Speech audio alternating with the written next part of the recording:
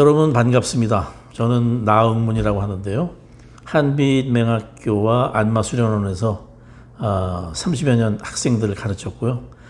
아마 그래서 이 강의를 듣는 사람들 중엔 뭐 저한테 배운 사람들도 있을 거고 아니면 저를 처음 접하는 분도 있을 텐데 잠시 우리 함께 하면서 좋은 시간 가져보도록 하겠습니다. 오늘 제가 택한 주제는 안마의 효능인데요. 여러분, 우리는 112년 됐습니다. 안마사를 국가로부터 공인 자격을 받은 유일한 전문가죠. 안마의 전문가. 그런데 이 전문가가 안마를 할 때 고객들로부터 안마 효능이 어떤 겁니까? 안마가 뭐에 좋습니까? 라는 질문을 받게 됐을 때 어떻게 그 고객이 충분히 알아듣고 납득할 수 있도록 설명할 수 있을까? 그거 고민해 본 적이 있는지 모르겠는데 저는 그런 고민을 해봤습니다. 그래서 뭐 실용적으로 안마하는데 필요한 그런 그 실용적인 그런 것들을 배우는 것도 좋지만 아주 기초적이면서 기본적이면서 또 간과하기 쉬운 그런 아주 쉬운 내용, 기초적인 거, 이걸 우리가 다시 한번 여러분들은 학교나 수련원에서 제일 처음 배웠을 텐데 그걸 다시 한번 상기하도록 해 보겠습니다.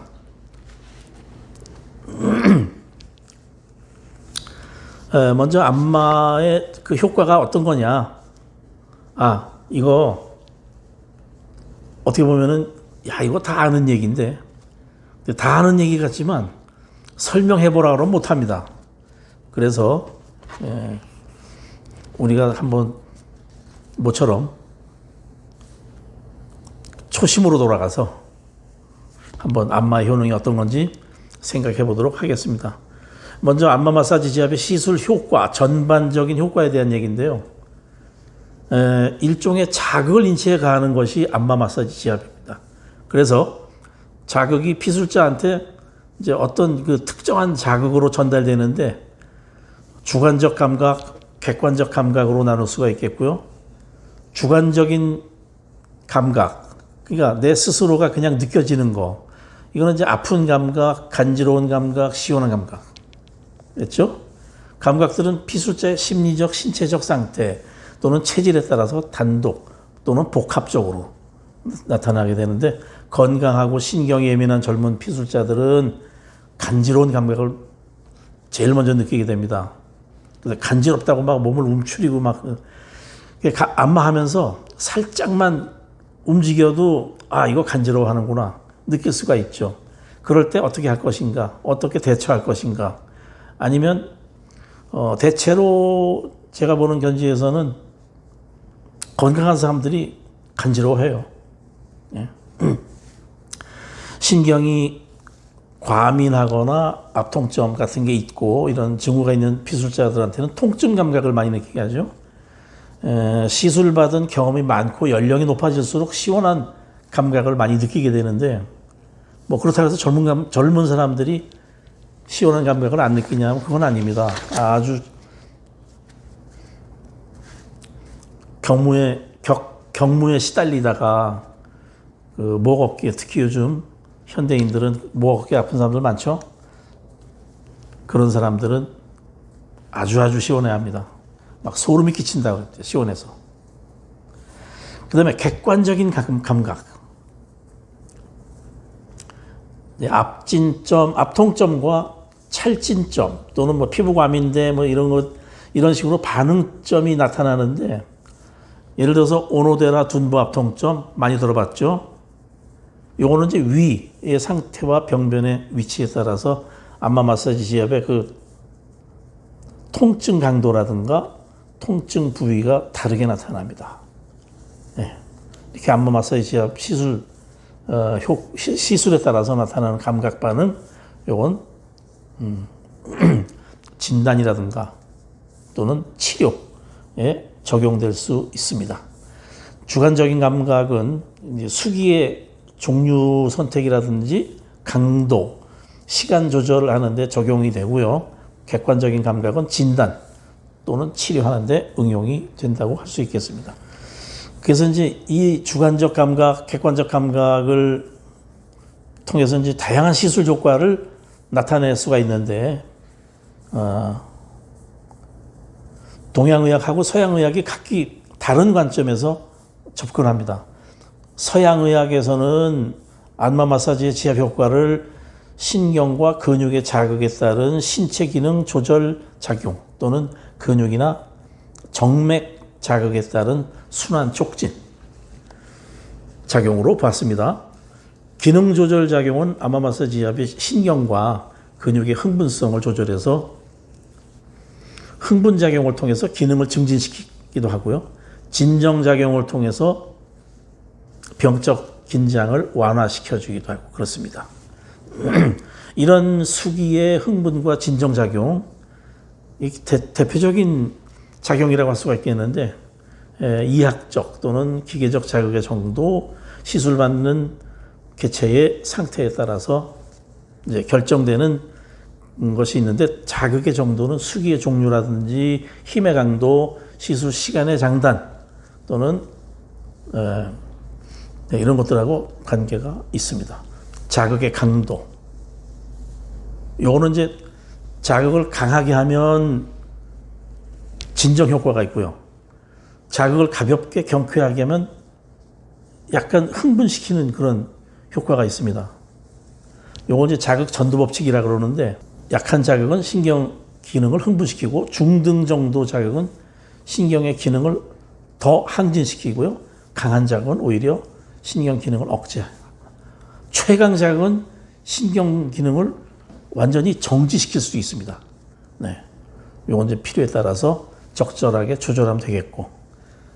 그래서 정상적인 생리조직, 그러니까 병적 변화가 없는 생리조직, 요걸 생리조직이라고 합니다. 정상적인 조직. 네, 이런 법칙이 적용되는데, 비정상적인 신경이나 근육은 정상적인 상태와는 다르기 때문에 자극을 받거나 반응을 보일 때 감각이 다르게 작용할 수 있어요. 그 기능이 둔한 신경이 있습니다. 또는 약한 신경이 있어요. 요거를 구별할 수가 있어야 됩니다. 그러면 둔하다 그러면 강한 자극도 약하게 느낄 거고, 예민한 신경 같으면 살짝 건드리기만 해도 아프다고 할 거고, 뭐 그런 건 여러분들 경험을 통해서 뭐 많이 느껴보셨겠죠. 근데 이것조차도 감지하지 못하는 사람 있을 수 있습니다. 무조건 세게 한다든지, 아니면 세게 할 수 없을 정도로 손에 힘이 약하다든지, 이걸 통해서 이제 손님들이 그 안마해주는 사람을 선택하는 기준이 될 수도 있겠죠. 그래서 이 자극 전도 법칙이 획일적으로 적용되지 않으니까 실제로 응용할 때에 개체 조직에 맞게 자극량이 적당하게 그 효과를 나타낼 수 있도록 선택해야 되겠죠. 그래서 피술자가 기분 좋게 느낄 정도로 시술하는 안마 마사지 지압은 전신 조직이나 기관의 이상을 조절해서 정상 상태로 회복시킨다. 이것이 결론입니다. 그 다음에 근육이나 정맥에 시술하는 안마 마사지 지압의 순환 촉진 작용. 요건 이제 신진대사를 왕성하게 해서 영양소와 산소의 원활한 공급을 돕죠. 그리고 불순물의 파괴, 흡수 또는 배출을 촉진하고요.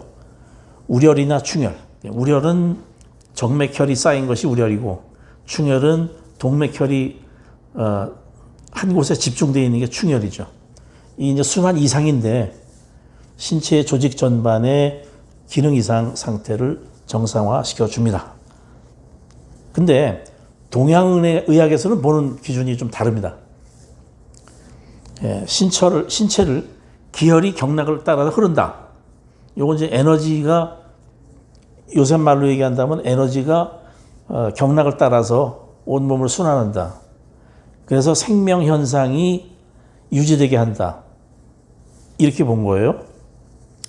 그래서 이 안마가 경락에 대해서 시행하는 보사술로 이제 보고 있는데, 그래서 이 동양에서는 그 전체 경락의 기혈이 편중되지 않고 균형을 이루도록 그렇게 해주는 효과가 있다라고 봤습니다. 그래서 아마 마사지 효과를 정리해 보면은, 아마 마사지 지압은 동양과 서양을 막론해서 신체 전반의 조화와 균형을 유도해서 내부 환경의 항상성을 회복시킨다. 그래서 나아가서 자연 치유력을 향상시켜주고, 어쨌든 순환 조절, 신경 기능 조절, 각종 내장 기능 조절, 근육의 생리적 작업력 회복, 내분비 기능의 항진, 피로 회복, 그 다음에 재반 증후군에 대해서 종합적인 시술 효과 나타내는 것이 결론인데요. 자, 이것이 이제 서론에 속하는 겁니다. 서론. 그러면 이런 효과의 유발 기전, 이 효과가 어떤 원리에 의해서 오느냐. 자, 자극이 주어지죠. 그러면 이 자극을 받아들이는 것을 수용기라고 합니다. 자극을 받아들인다. 여기에 이제 다양한 생물학적 신호가 돼가지고 신경계통이나 근육계통, 순환계통 이런 데 이제 그 전신적 그 연락망을 통해서 신체 전반에 쫙 이제 전달이 되게 되는데요. 그래서 이제 이걸 통해서 신체의 조화와 균형을 유지하고요. 내부 환경이 항상성을 유지하도록, 항상성을 회복하도록 자연 치유력을 강화해서 신체를 종합적으로 치료하는 방법이 이 안마 마사지의 효과다. 그러면 신경과 근육의 흥분을 조절하는 작용, 흥분 작용은 병적으로 기능이 감퇴되어 있는 신경이나 근육의 흥분성을 항진시켜주는 기능. 그래서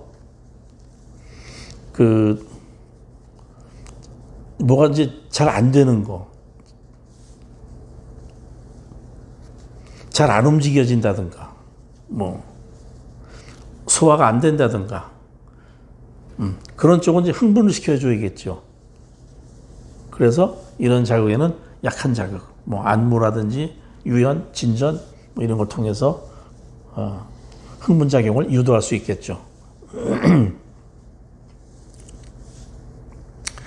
이 신경의 그 흥분을 전달하는 건 전기 운동점이라고 있는데, 그러니까 약한 전기가 일어나요. 신경에서 뭐 마이너스 몇 볼트 뭐 이런 거 여러분 들어본 적 있죠? 네. 이 안마가 그 작용을 조절해 줍니다. 신경과 근육의 마비나 감각 둔마, 그렇죠? 그 다음에 감각 상실, 아예 마비보다도 더 심한 게 감각 상실이라고 볼 수가 있겠죠. 그런 개선에 효과가 있는 게 흥분작용과 관련이 있다고 볼 수가 있겠습니다. 그 다음에 진정작용, 병적으로 기능이 항진되어 있는 상태, 이거는 이제 흥분성을 감소시켜 줘야 되겠죠. 그래서는 이제 강한 자극을 주는 것이 필요하다고 그랬는데, 병적으로 이상 흥분 상태에 있다 그러면 감수성이 예민합니다. 그래서 보통 감각에도 진정 효과를 나타낼 수가, 보통 자극으로도 진정 작용을 나타낼 수가 있는데요. 병적 흥분이 강할수록 약한 자극을 좋아합니다. 이에 적합한 수기는 역시 안무, 유연, 고타가 속합니다. 그 다음에 지속압박. 이 지속압박법이 효과가 있어요. 아주 통증이 심할 경우는요, 그 통증 있는 부위를 찾아내가지고 정확하게 지속압으로 한 30초 이상 1분까지 누르고 있다가 뛰면요, 그 당시에는 엄청 아파합니다. 아파하지만은 다음날 아침에 일어나 보면은 깨끗하게 사라져 있는 경우도 많습니다. 그 신경통 같은데 이제 그 신경 신전법이라는 걸 쓰는데 신전법 당겨주는 거죠. 신경이 최대한 늘어날 수 있도록. 여러분들 이거 많이 배웠을 거예요. 뭐 요골신경 신전법, 좌골신경 신전법 해가지고 그 요골신경 신전법은 손을 안으로 이렇게 손이 바깥쪽으로 밀어서 그 요골신경이 쫙 당겨질 수 있게. 또 좌골신경 신전법은 다리를 편체로 들어올리게 해서 그 뒤쪽 다리의 뒤쪽 신경이 당겨지게. 이게 좌골신경 신전법이죠. 이것은 신경통이나 경련, 근육 긴장의 항진이라든가 감각 과민, 통증 감소에 효과가 있습니다. 그 다음에 이제 연부 조직의 신장과 이완 작용인데, 연부 조직 하면은 뭐 여러분들 뭐 말 그대로 그냥 연한 조직이에요. 네. 근육 조직의 기능은 수축이죠. 근육이 수축돼야 기능을 하는 겁니다. 움직여주는 거예요. 이것이 이제 단축이 된다. 그러면 작용을 못하죠. 근육 작용 못하는 겁니다. 그래서 병적으로 단축된 조직은 근육 수축에 더 이상 할 수 없으니까 신장, 당겨주는 거에 저항을 하죠. 팔을 갖다 이렇게 그 굽혀진 팔을 당기려고 그러면 어떻게 돼요? 막 잡아당기잖아요. 저절로 잡아당깁니다. 반사적으로. 근육이 단축되어 있으니까. 능동적이든 수동적이든 근육이 짧아져 있어요. 그래서 만성 수동 단축의 예는 이제 예를 들면 우리가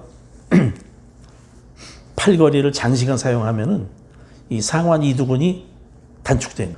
그러면 이제 보행할 수 없는 연령대의 유아들한테서 보여지는 그 장요근의 굽힘 자세. 그러니까 허리가 이렇게 구부러져 있어요. 장요근이 굽힘 자세를 유지하게 되니까. 또 자세 비정상으로 인해서 근육의 습관적인 수동 단축도 있습니다. 반면에 이제 능동 단축, 그러니까 자기 스스로가 단축하는 그런 거죠. 이거는 이제 근육 수축으로 인해서 근육 작용이 되는 건데 의도적 수축입니다. 의도적 수축.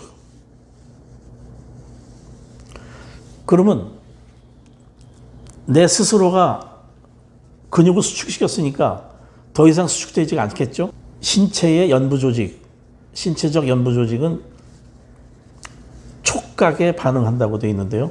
신체 연부 조직이 왜 촉각에 반응하는지에 대한 그 유력한 이론 중에 하나가 근막 통증이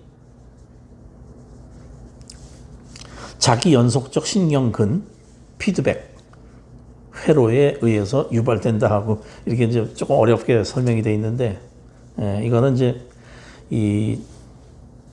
그 자극이 전달되는 거 회로 일정한 경로가 있다는 얘기입니다. 그러면은 이걸 내 스스로가 뭐 수축을 해주든가 이렇게 오므려 준다든가 이렇게 해가지고 그러니까 피하는 거죠. 어떤 그 병적 현상을. 예를 들면 이제 해당되는 게 이제 허혈 압박이라든가 뭐 수동 수축, 수동 신장 또는 이런 것들인데 이게 근육이 아주 굉장히 가늘어져 있는 사람들 있죠. 나이가 많이 먹었다든가 아니면 오랫동안 알아 누웠다든가 움직이지 않으면 이제 근육이 수축돼요. 근육이 아주 오므라들어 있어요. 거의 뭐 없다시피 하죠. 네. 이런 근육을 살리는 그런 수기를 사용해야 된다 그런 얘기입니다. 연부 조직을 촉각에 반응하게 해서 기능을 살려주는 효과 그런 겁니다. 그 다음에 전신의 반사 및 유도작용인데요. 각 부위는 하나의 전체적 유기체로 되어 있기 때문에 복잡한 조직의 부분들은 단순한 집합이라든가 그 이상의 의미를 지니니까 나무의 한 부분으로 보는 게 아니라 전체 그 숲을 봐야 한다. 이거죠. 예를 들면은 발목, 염좌다, 발목을 뼈다. 그러면 허리, 엉덩관절 근육에 긴장을 일으킵니다. 왜냐? 다리가 발목이 뼈으니까 걸음걷기가 힘드니까 자동적으로 그 관절, 저 엉덩관절이 어딥니까? 고관절이죠. 아니다. 고관절.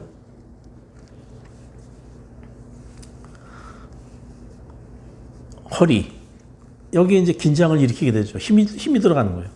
다친 다리를 보호해야 되니까.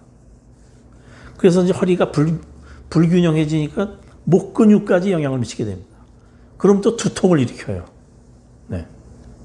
그래서 단지 목 근육만 시술한다고 해서 되는 게 아니죠. 발목까지 다 치료가 돼야 두통이 해결된다. 목 근육만 안마한다고 해서 두통이 해결되는 게 아니라 원인이 됐던 발목 염좌를 치료해야 되겠죠. 자, 이제 반사작용인데요. 반사작용. 병소에서 멀리 떨어져 있는 곳에 안마 마사지 지압을 시술하면은 관련된 신경, 근육, 내장 등의 이제 기능의 흥분이나 진정을 조절하는 작용인데, 이걸 이제 내장 감각 반사 또는 내장 운동 반사라고 합니다. 내장의 감각 반사는 대개 그 등에서 나타나죠. 여러분들 그 자율신경의 분포에 따라서 우리가 그 위수라는 거 있죠. 뒤에 그 수열 중에서 위수는 12흉추 옆으로 있는 게 위수지만요. 자율신경과 연결한다 그러면 7흉추에 그 흉추에 바싹 붙여서 이렇게 위아래로 이완을 해보면요. 위가 꿈틀꿈틀 반응을 보입니다. 또 그 부분이 이렇게 앞통이 나타나요. 그것이 내장 감각 반사라고 할 수가 있겠죠.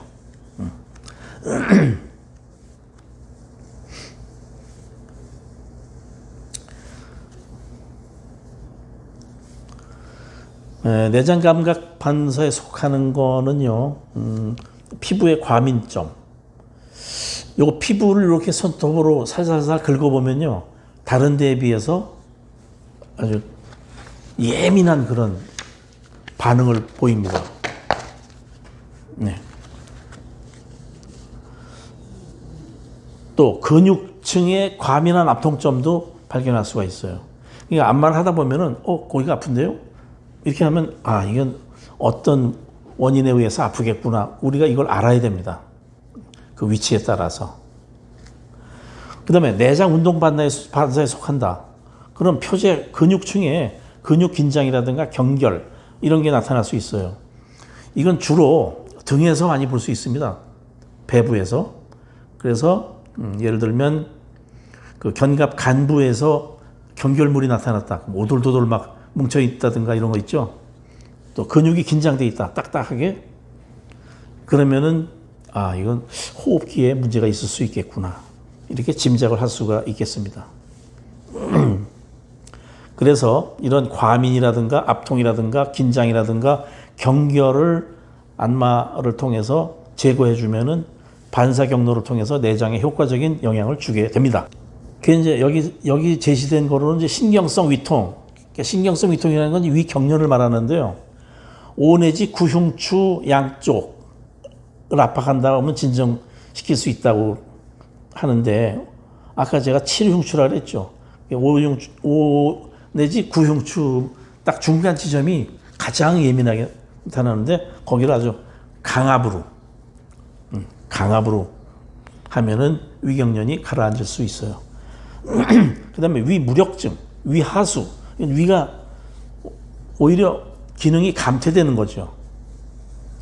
이럴 때도 이 부분을 시술해서 기능 항진을 꾀할 수 있습니다. 그러면 통증이 있거나 경련이 있으면은 강하게, 이렇게 이제 그 침체됐을 때는 기능이, 그럴 때는 경쾌하고 약하게, 그러면 항진시킬 수 있다.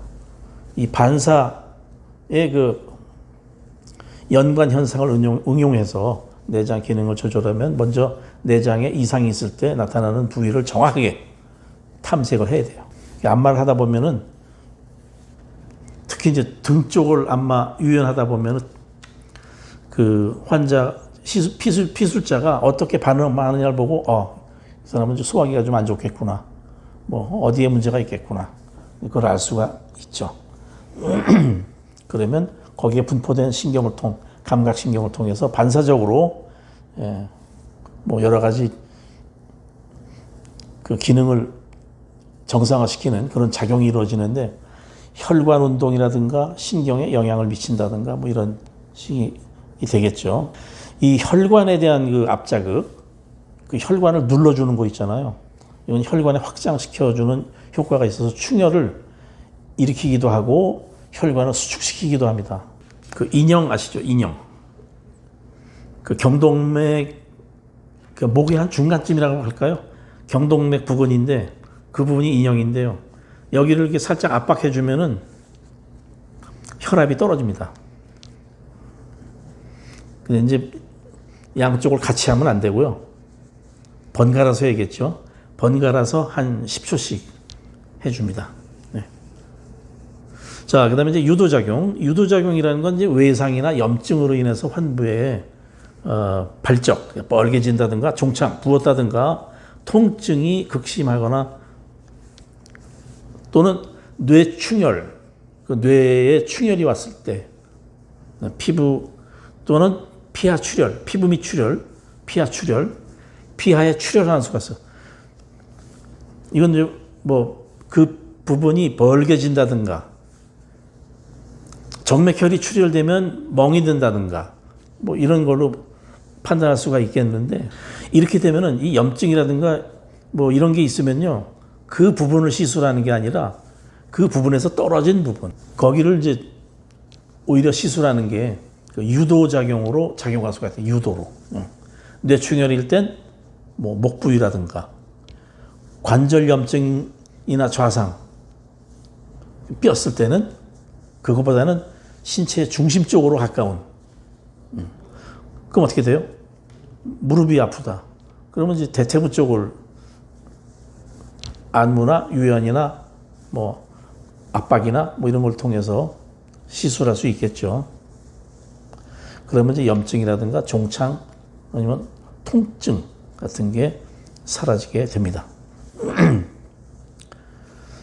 요건 이제 응급 효과를 거둘 수 있는 그런 방법이라고 할 수 있겠는데요. 이 유도작용, 이것도 굉장히 우리가 안마 시술하는 데 있어서 굉장히 좋은 효과가 있어요. 타박, 뭐 염좌, 혈종, 우렬, 충혈, 부종, 또는 뭐 장액성 삼출물이라는데, 이 장액성 삼출물은 뭐냐면 무릎에 그 물 차는 거 있죠. 그런 거가 예를 들 수 있겠어요. 장액성 삼출물. 그 다음에 전신의 순환 촉진. 이 순환은 우리가 순환하면 혈액순환만 생각할 수 있겠는데, 먼저 에너지의 순환. 모든 물질은 고체, 액체, 기체로 돼 있죠. 그 여기서 이제 그 발산되는 여러 가지 그 뭐 전기적인 작용 또는 뭐 진동 뭐 여러 가지 이제 그 형태의 그 에너지를 갖게 되는데, 이 에너지가 이제 파괴되지 않고 이동합니다. 그 에너지가 이동한다 그러는데, 이거는 이제 맨눈으로 볼 수 없어요. 확인이 안 됩니다. 육안으로. 근데 이거는 이 유기체, 우리 인체를 유기체라고 할 수가 있는데, 에너지가 이탈되게 되면 체력이 약해집니다. 예를 들어서 이제 심장 발작, 그걸 경험했던 사람의 이야기를 들어보니까, 예를 들어서 증상이 나타나는 순간 에너지가 모두 고갈되는 듯한 느낌이었다. 인체는 전기성을 띠게 될 텐데요, 양극과 음극을 띠게 된다고 합니다. 심장은 음극을 나타내는 반면에 뇌, 그 중에서도 오른쪽 뇌는 양극을 나타내는데요. 그래서 심장과 뇌 사이에는 균형이 이루어져야 합니다. 이 안마 마사지 지압이 이 체내 기관 또는 그 샘이라는 건 이제 그 내분 비선을 통해서 그 호르몬을 분비하는 걸 샘이라고 그러죠. 세포와 관련된 뭐 통로 위에 이 에너지가 작용을 하는데 이 에너지 센터들을 갖다 차례차례로 그 경로를 따라서 자극을 하게 되면 체내의 에너지 흐름을 원활하게 할 수 있다. 손가락으로 그 주요점을 자극해 주는데 이건 뭐 그 신체 부위, 뭐 샘, 기관의 이상이 발견된 지점, 통증을 유발하니까 이 지점들을 잘 찾아서 이제 누른다든가 유연을 한다든가 그래서 에너지 유출을 이제 차단시켜줘. 그래가지고 체내에 극성이 역류돼서 에너지를 그 교란시키는 그런 것을 이제 막아줄 수가 있겠죠. 네, 이렇게 에너지 조절을 통해서 시술받고 있는 기관에서 온기가 느껴진다든가 이상이 있는 부위가 개선되고 재생되는 그런 그 효과가 있습니다. 자, 이게 지금 시간을 보니까 시간이 많이 갔네요. 이거 제가 준비한 거를 지금 하니까 여러분 지루한 느낌도 있죠. 그래서 이걸 조금 제가 축약을 좀 하겠습니다. 앞으로 이 시간이 너무 많이 걸릴 것 같아요. 그리고 지루할 것 같아요. 여러분을 위해서 준비했던 이 강의 원고가 있는데요. 이거는 여기 점자로 프린트해 드릴 수도 있고 아니면은 USB로 파일을 드릴 수도 있고 그래서 여러분들이 뭐 한손해를 통해서 읽어본다든가 아니면 뭐 들어본다든가 이렇게 할 수 있도록 하겠습니다. 오늘 강의로 끝내는 게 아니라 필요한 분은 그 협회에다 요청을 하세요. 자, 다음에 혈액순환 촉진입니다. 뭐 말 그대로예요. 혈액순환. 혈액이 원활하게 순환될 수 있도록 특히 이제 동맥보다는 정맥순환에 그 중점을 둬야 되는 게 뭐냐면 동맥은 심장의 펌프질에 의해서 잘 순환이 되는데 정맥순환이 잘 안 될 때가 있습니다. 왜냐하면 심장에서 빨아들이는 힘으로 심장이 확장해 가지고 혈액을 빨아들이는 힘으로 순환을 시키는데 특히 먼 부분 다리가 되겠죠. 특히 이제 심장에서 가장 먼 부분이 다리니까 다리가 붓는 거는 심장에서 제대로 빨아올리지를 못해서 그런 겁니다. 이거를 안마를 통해서 충분히 개선할 수가 있고요. 그 다음에 림프관. 이 림프관이라는 거는 여러분들 우리가 예전에 임파관이라고 배웠었거든요. 요건 이제 우리 몸에 수분이 뭐 60% 그러죠? 여기서 혈액이 차지하는 수분의 부분은 한 13분의 1밖에 안 됩니다. 전신에 한 5리터 정도? 나머지는 다 체액이에요. 그러면은 60kg의 그 체중이 있는 사람이 약 13분의 1의 혈액. 그럼 60kg면은 한 36kg 정도가 수분이란 얘기 아닙니까? 이 36kg의 수분 중에서 13분의 1. 그러니까 한 4리터 내지 5리터 정도가 혈액이고 나머지는 다 체액이에요. 림프액입니다. 림프액, 체액. 이것이 림프관을 통해서 순환을 하는데 우리가 이 림프관의 순환에 대해서는 별로 신경 안 쓸 수가 있어요. 혈관만 생각하지. 이 림프관이 순환이 잘 안 되는 게 부종입니다. 붓는 거예요. 다리 붓는 거 특히 이거를 안마 마사지를 통해서 혈액 순환, 특히 림프관의 순환을 충분히 촉진시킬 수 있다. 그런 얘기예요. 혈액 순환의 개선. 그 다음에 이제 기혈 순환이라는 건데 이 기혈이라는 건 뭐냐? 경락을 통해서 기가 흐른다. 또는 기와 혈이 흐른다. 뭐 이렇게 우리 한방에서 배웠는데 생체의 항상성. 그러니까 늘 그 균형을 유지하는 거. 더하지도 않고 모자라지도 않은 상태를 유지하는 거. 이것이 우리 인체가 끊임없이 하는 작용인데 이거를 갖다가 경락, 한방에서는 이 경락을 통해서 기와 혈의 순환을 통해서 조절해 준다고 하는 거죠. 그래서 이 경락을 통해서 그 흐르는 생명의 원천인 기혈의 흐름을 갖다가 조절해 준다. 이제 보사의 개념이죠. 모자란 거는 보태주고 넘치는 건 빼주고 이게 보사입니다. 예. 이 안마가 경락의 보사작용으로 그 기혈순환을 조절해 가지고 항상성을 유지할 수 있도록 해준다. 이것이 우리 동양 의학의 그 원리이고요. 이 안마 마사지가 여기에 그 충분한 역할을 할 수 있다. 그런 얘기입니다. 그 다음에 이제 뼈대와 관절의 교정작용인데, 그러니까 이 뼈대, 교정은 이제 바로 잡아준다는 얘기 아닙니까? 그 근육이 경축돼가지고 뭐 휘었거나 뭐 아니면 그 인대 같은 것들, 이런 것들이 뭐 짧아졌다든가 그러면 이제 조직들이, 기관들이 휘잖아요. 이런 것들을 갖다가 교정해주는 역할을 할 수 있다. 그런 얘기입니다. 이 중에서 이제 제일 많이 듣는 게 척추교정이죠. 이 척추교정을 갖다가 이제 뭐 미국에서 시작한 카이로프락틱만을 생각할 수가 있는데 우리 그 안마에서도 교정작용이 충분히 있습니다. 여러 가지 방법에 의해서. 그 척추관절을 갖다가 그 교정해주는 또는 특히 이제 골반 교정, 그 다음에 척추 교정. 이 골반 교정을 통해서 그 안면이 나이가 들면 이제 안면이 그 대칭이 무너져가지고 그 삐뚤어지는 경우가 있는데 이 골반서부터 교정을 해주는 것이 그 교정을 해줘야 되는데 안면만 가지고 하면 안 됩니다. 골반부터 해줘야 돼요. 자, 여기에는 이제 예비 단계에서 강찰법, 그 강하게 문질러 주는 거죠. 왜냐면은 그 뼈가 삐뚤어져 있고 그러면 이제 뼈만 삐뚤어진 게 아니라 그 뼈를 삐뚤어지게 한 근육이라든가 인대의 그 뭐 경결 아니면 뭐 뭉친 거 뭐 등등 이런 거 저런 거를 그 원상태로 돌려주려면 강찰법, 강하게 눌러서 문질러 주는 걸 많이 사용합니다.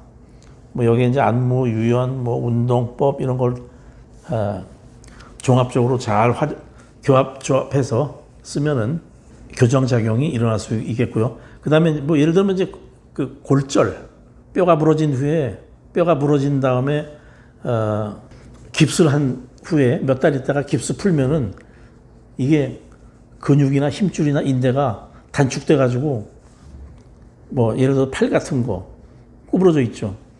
이거 잘 안 펴집니다. 이거. 네. 이런 거.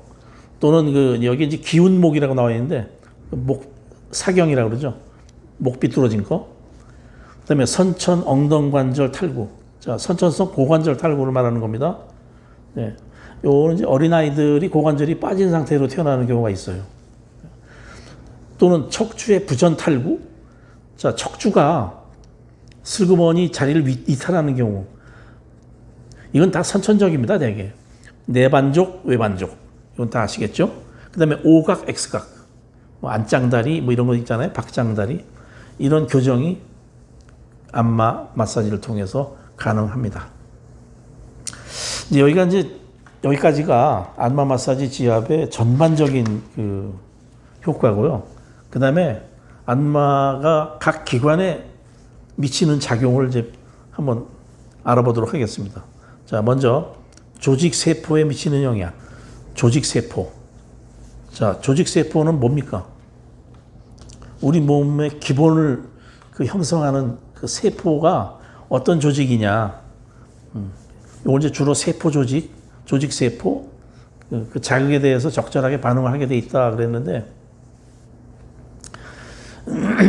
어쨌든 이 뭐 피부세포, 뭐 골세포, 무슨 세포 다 있겠죠? 그러니까 피부를 이루는 세포, 그러니까 피부는 조직이고 피부를 이루는 세포, 조직세포죠. 네. 여기에 이제 어떤 영향을 미치느냐? 어쨌든 물질 대사에 의해서 조직 그 세포가 그 작용을 하는 거 아닙니까? 물질 대사는 뭡니까? 우리가 음식을 통해서 흡수한 영양소를 그 세포가 필요로 하는 그 영양소를 공급하려면은 이화작용이라고 하는 그 작용이 일어나야 되는데, 이화작용. 그러니까 그 물질이 음식물에서 영양소를 분리해가지고 이 분리해낸 그 영양소들을 각 세포 조직에서 에너지원으로 쓸 수 있도록 해주는 작용. 이게 이화작용이죠. 어쨌든 우리 몸의 기본 단위는 세포라는 거. 이 세포가 모여서 조직이 되고요. 조직이 모여서 기관이 되는 거예요. 기관이 모여서 계통을 이루고. 요거는 여러분들이 해부 생리에서 다 배운 내용들이잖아요. 이거를 이제 그 체계적으로 잘 설명할 수 있도록, 물론 뭐 고객을 대상으로 이런 거 설명까지 하게 되지는 잘 않겠지만 이거 설명해야 될 경우도 있어요. 꼬치꼬치 묻는 사람들도 많습니다. 요즘 인터넷이 발달돼 가지고 자기가 뭐 이거 어디가 안 좋다 그러면 인터넷 들어가서 다 찾아봅니다. 어쨌든 우리 안마 마사지가 이 조직 세포에 여러 가지 영향을 미치는데, 이제 기계적 자극에 의해서 미치는 영향. 그럼 피부를 통해서 신경성 또는 체액성으로 그 뇌척수에 중추에 작용을 한 다음에 그 중추에서 원심성으로 뼈대 또는 분비선, 분비샘이라고 하거든요. 전신의 말단 감각기관까지 다 통합해서 이 뇌 중추가 통제를 하지 않습니까? 우리 이 안마도 마찬가지입니다. 일단 기본적으로 피부에다가 시행하는 거잖아요. 그럼 피부를 뭐 문지르기도 하고 누르기도 하고 뭐 비틀기도 하고 뭐 여러 가지 방법으로 피부에 자극을 주면 이 자극이 뇌로 전달돼서 뇌에서 그 필요로 하는 그 부분에 그 조직에 영향을 미친다. 그겁니다. 피부, 신경, 그다음에 뇌하수체. 특히 이제 뇌하수체가 가장 많이 우리 몸에 필요한 여러 가지 호르몬 중에 제일 그 중요한 부분이죠. 이런 것들이 그 세포 형성할 때 이 외배엽이라는 그 우리 그 정자와 난자가 수정됐을 때 그 외배엽에서 발생을 한다는 거예요. 그걸 통해서도 우리가 이 조직 세포와 그 어떤 그 자극의 전달 통해서 시술 효과를 얻어낼 수 있다. 이거하고 그 상통하는 그런 점이 있습니다. 자, 우선 이제 그 조직 세포에 영향을 주는 거는요, 그 체액성 면역이라는 게 있어요. 그러니까 면역입니다, 면역. 결국은 우리 조직 세포의 면역을 일으키는 면역. 자, 면역은 뭡니까? 외부에서 우리 몸에 해가 되는 그런 자극이 가해지면은 여기에 반응해서 저항하는 겁니다.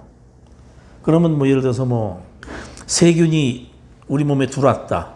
그럼 백혈구가 출동해가지고 이제 그 세균을 잡아먹잖아요. 근데 이 백혈구가 뭐 이런 그 일어나는 어떤 그런 그 작용, 그 잡아먹는 작용, 이것만 문제가 아니라 여러분들 그 면역 예방주사 맞잖아요. 이 백혈구가 자동으로 출동해가지고 그 백혈구의 그 역할을 다 할 수 있게 하는 그런 면역 기전이 있어요. 항체라고 그러죠. 항체를 형성시킨다. 여기 이제 체액성 면역이라는 게 있는데, 이 체액성 면역이라는 것 아까 얘기했죠. 체액, 우리 몸의 그 형성 과정에서 수분이 60%. 그래서 이 체액성 면역과 세포성 면역으로 나눠지는데요. 처음에 이제 항원이 들어왔다. 그럼 항원이 인식되죠. 뭐 들어왔네? 적이 들어왔다. 그러면 이제 T세포라는 게 작동을 합니다. 활성화돼요. T세포. 그럼 활성화가 된 B세포가 여러 번 분열을 해요. 그래서 두 가지 종류의 세포가 이제 형성이 되는데, 하나는 기억세포, 또 하나는 혈장세포라 그래가지고, 요거 이제 그 혈장이라는 건 뭡니까? 피의 혈액의 수분이죠. 그럼 기억세포는 우리 몸에 어떤 자극이 들어왔는지 기억하는 거예요. 어떤 세균, 뭐 코로나 아니면 무슨 뭐 콜레라. 그러면 거기에 그 혈장 세포는 어떤 특정 항원에 대항할 수 있는 그런 특정 항체를 생산하게 됩니다. 기억세포와 혈장세포에 의해서 항체를 형성하고 그것이 외부로부터 그 들어온 그 자극물질, 유해물질을 갖다가 방어하는 그런 역할을 하게 되는 거죠. 이것이 체액성 면역입니다. 이 안마는요, 이 체액성 면역을 갖다 강화시켜주는 그런 역할이 있어요. 왜냐? 여러분들 침이나 뜸을 뜨는 거, 이거 침은 우리 몸속에 바늘 집어넣는 거죠.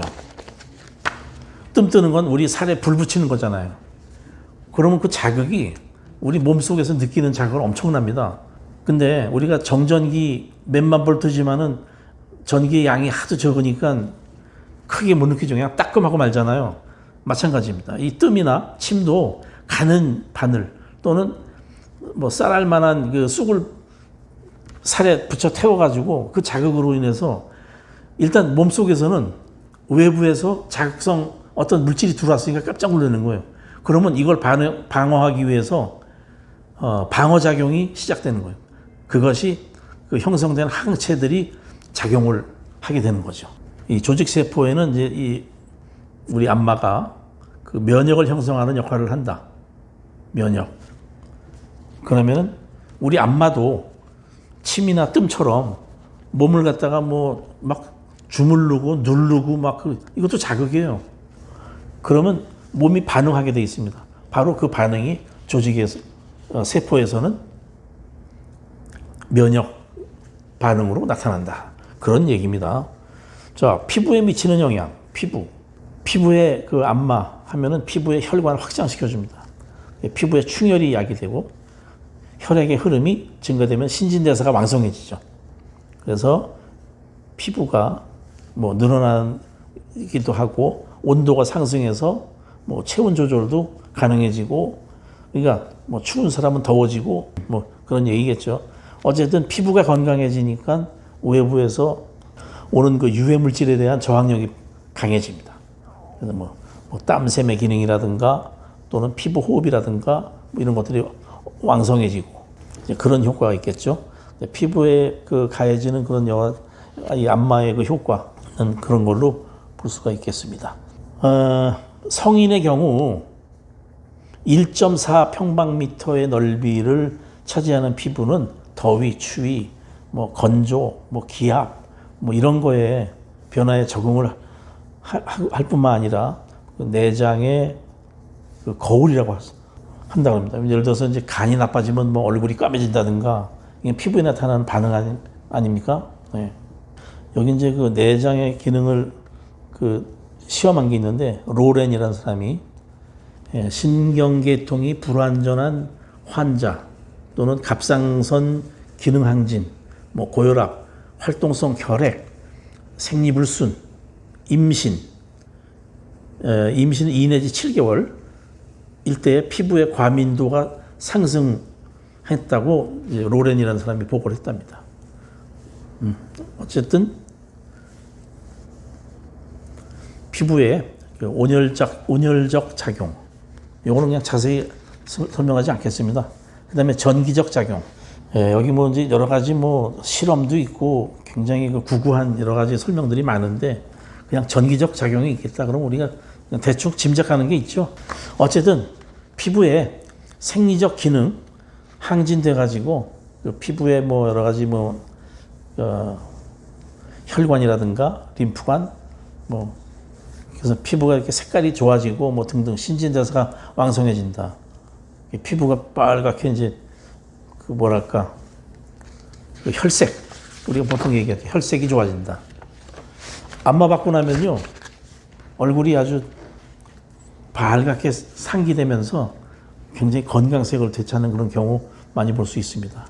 그다음에 이제 근육에 미치는 영향, 아마도 안마 마사지를 하면은 근육에 가장 그 큰 기능을 회복에 큰 영향을 미칠 텐데 어쨌든 근육의 혈액 또 림프의 유통 뭐 이런 것이 촉진되고 몸에서 나오는 여러 가지 노폐물 같은 거를 빨리 배출해주고 그러면 이제 새로운 혈액이 들어오게 되고. 그래서 어쨌든 근육 내에 물질 대사가 활발해지고 이로 인해서 영양이 좋아지면 어쨌든 그 근육의 작용은 굉장히 증진된다. 뭐 이런 것이 누적되면 피로가 회복된다. 뭐 그런 얘기입니다. 부동작성 위축이라 그래가지고 이제 우리 근육 운동하지 않고 가만히 그냥 일주일 동안 누워만 있다고 생각해 보세요. 그러면은 근육이 위축됩니다. 수축돼요. 위축돼. 수축이 아니라. 이런 상황에서 수기요법으로 근육에 대한 적당한 자극을 주게 되면 다시 근육의 기능이 살아납니다. 근육 내 혈액순환 촉진시켜주죠. 그럼 근육 위축이 방지되고요. 근육의 힘을 강화시켜주고. 예를 들면 이제 쓰다듬는다. 그러면 이건 안무잖아요. 그럼 정맥순환을 촉진시켜준다. 유연법은 근육에 대한 일종의 이제 조련법이라고 해서 얘기하는데 그 근육을 훈련시키는 거예요. 근육 섬유가 수축성을 강하게 해주는 그런 역할을 하게 됩니다. 그래서 근육을 튼튼하게 해주는 그런 효과가 있다는 거예요. 피부의 경우와 마찬가지로 전류가 발생하는데 우리 몸에서 모든 작용은 다 전류가 발생하게 돼 있어요. 그래서 근육을 강화시켜주는 그런 효과가 있다. 그 다음에 이제 관절에 미치는 영향인데요. 관절. 자, 우리가 이제 관절을 대상으로 안마 마사지 뭐 많이 해봤겠죠. 그러면 관절이라는 게 뭡니까? 뼈와 뼈가 연결되는 건데 그 뼈 끝이 연골이잖아요.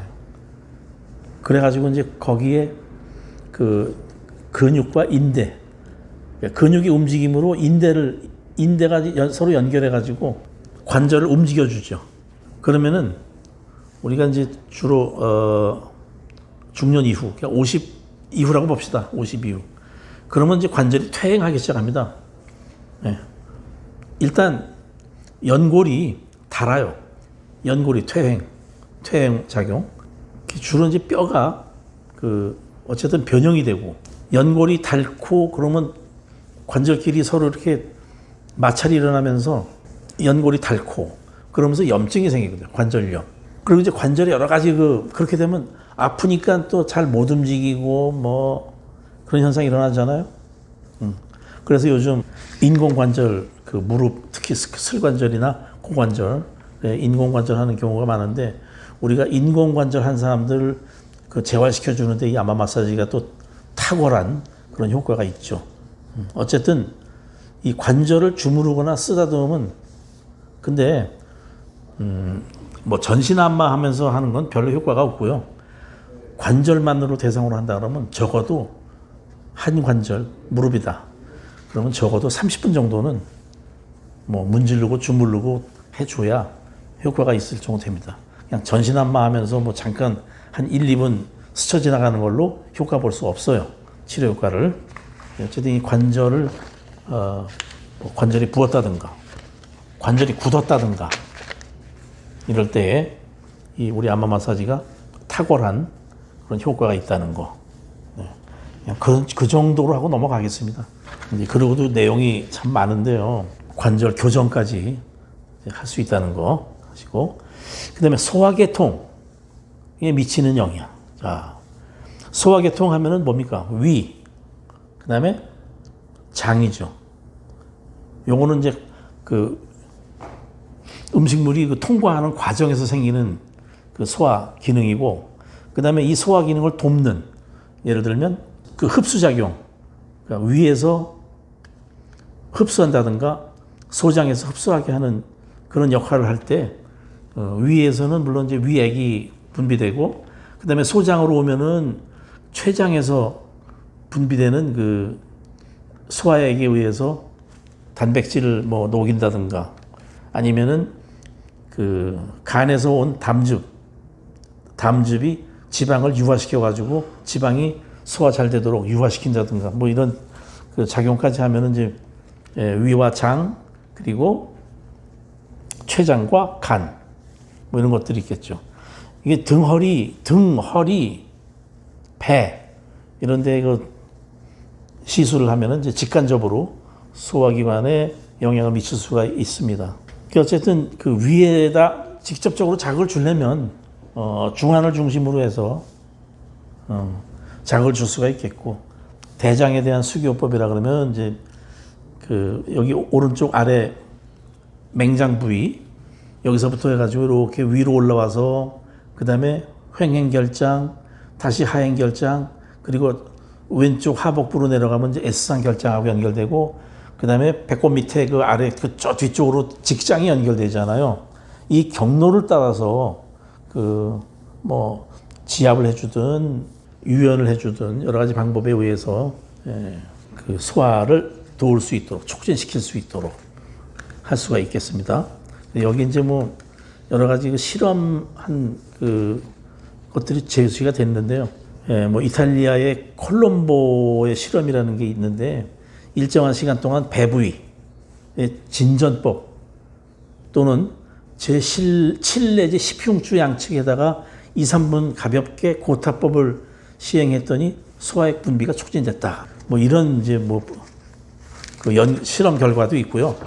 뭐 여러 가지 이제 그 뭐 방법으로 그 소화를 촉진시키는 그런 시험을 했으니까, 우리는 우리가 배운 안마 또는 마사지 지압법을 가지고 적절하게 시행을 하면 소화 기능을 향상시킬 수 있는, 소화를 촉진시킬 수 있는 그런 효과를 얻을 수 있다. 그 정도로 알면 되겠어요. 자, 호흡계통도 마찬가지입니다. 호흡계통이라는 거는 이제 가슴은 그 흉부를 갖다 확장시켜가지고 폐가 팽창하고, 그래서 그걸 통해서 이제 능동적으로 또는 수동적으로 그 허파의 그 폐의 기능이 되면 이제 호흡이 되는 거잖아요. 이산화탄소를 내보내고, 이산화탄소 내보내고 산소 흡입하고, 이게 호흡이잖아요. 근데 여기에는 이제 흉부의 작용, 흉부가 벌어졌다 오므라들었다. 그럼 이건 어떤 것이 합니까? 갈비뼈가 하게 되죠. 늑골. 이 늑골이 쫙 펴졌다가 오므라졌다가 하면서 그 폐가 팽창됐다가 오므라들었다. 폐활량이라고 그러죠. 예.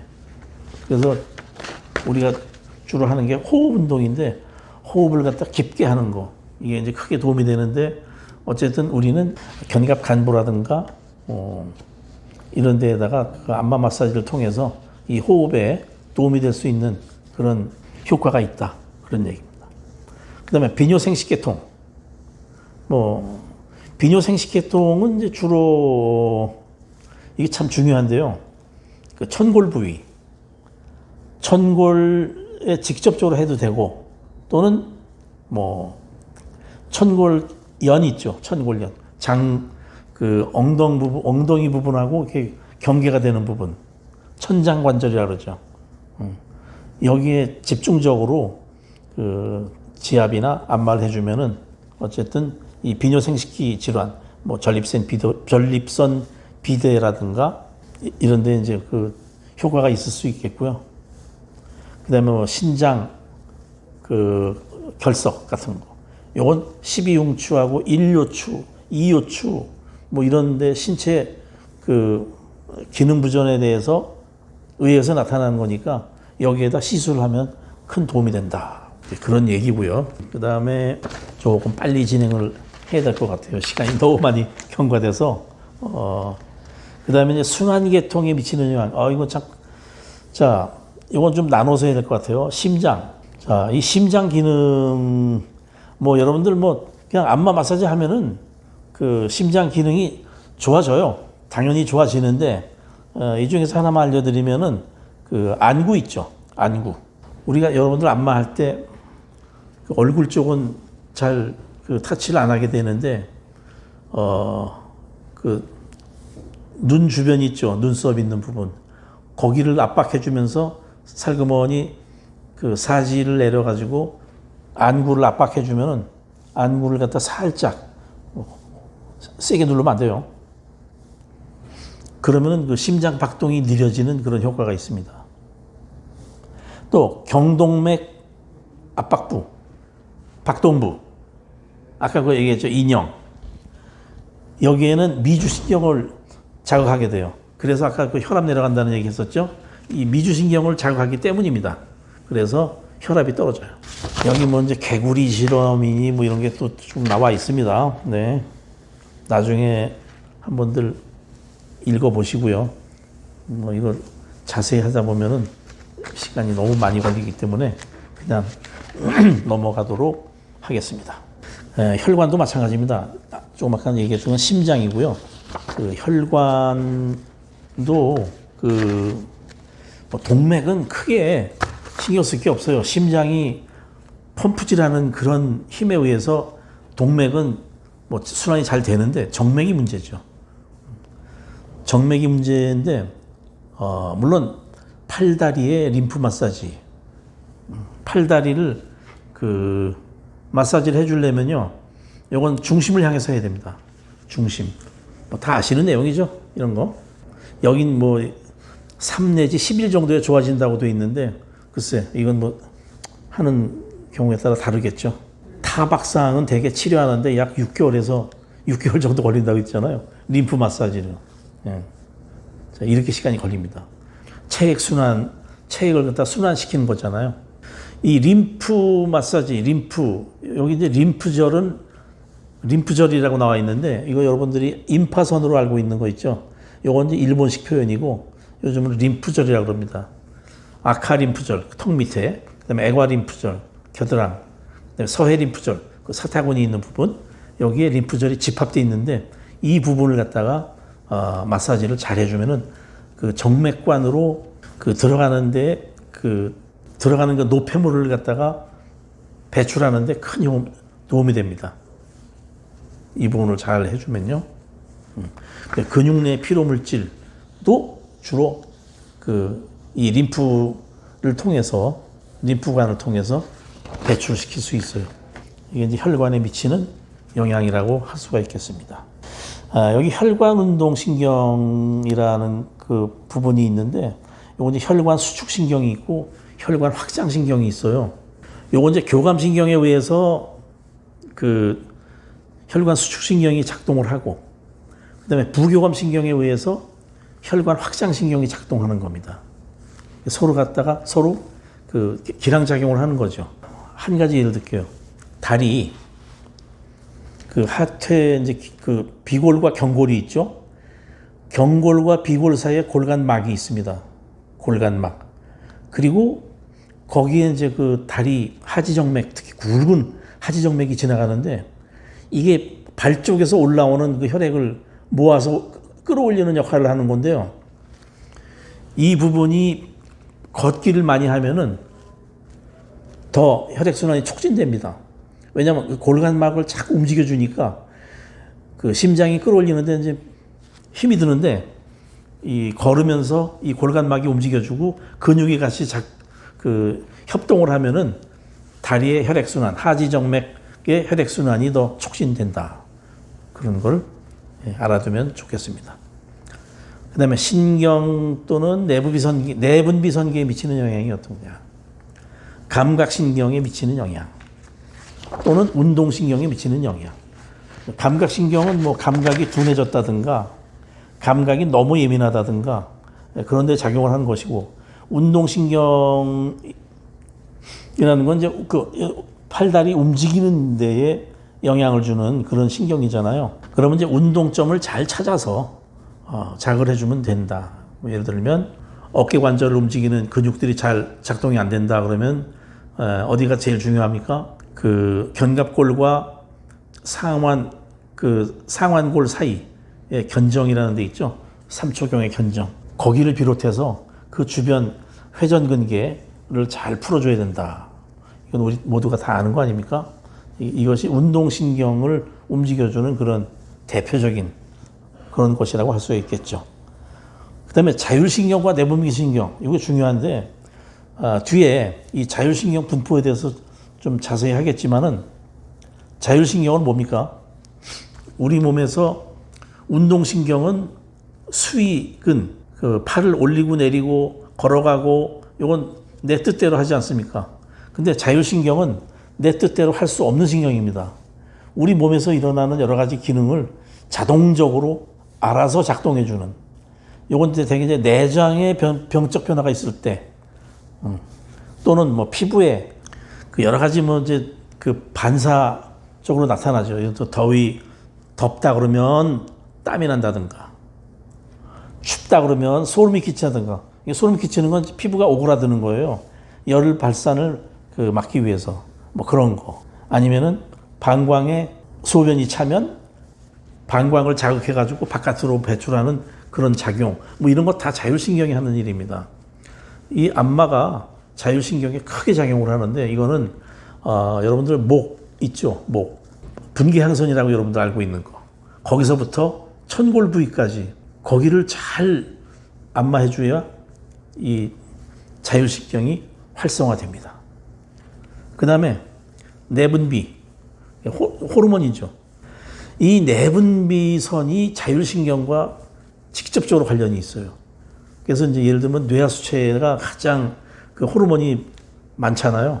그 다음에 뇌하수체 또는 부신, 그 신장 위에 이렇게 모자 씌우는 것처럼 그 쬐끄만 기관인데 여기서도 우리 몸 전체를 커버하는 그런 중요한 호르몬들이 분비가 됩니다. 이런 것들이 건강을 유지할 수 있으려면 분비가 잘 돼야 되겠죠. 이 안마수기와 자율신경이라는 그 항목이 여기 제시가 되어 있는데요. 네, 안마수기와 자율신경 계통, 수기를 통해서 가장 흔히 경험할 수 있는 효과, 자율적 활력의 조정이라고 할 수가 있는데, 예를 들면 이제 수기를 통해서 얻어지는 이완, 자율신경 계통에서 간접적 효과, 특히 부교감신경에 그 나타나는 효과예요. 아주 깊은 이완이라는 건 부교감신경이 그 작용이 증가한다는 얘기인데, 요거 특히 잠잘 때입니다. 근데 이게 잘 안 되면 이게 노인들이 그 밤에 잠 잘 못 자고 그 소변 보러 일어나는 경우 많잖아요.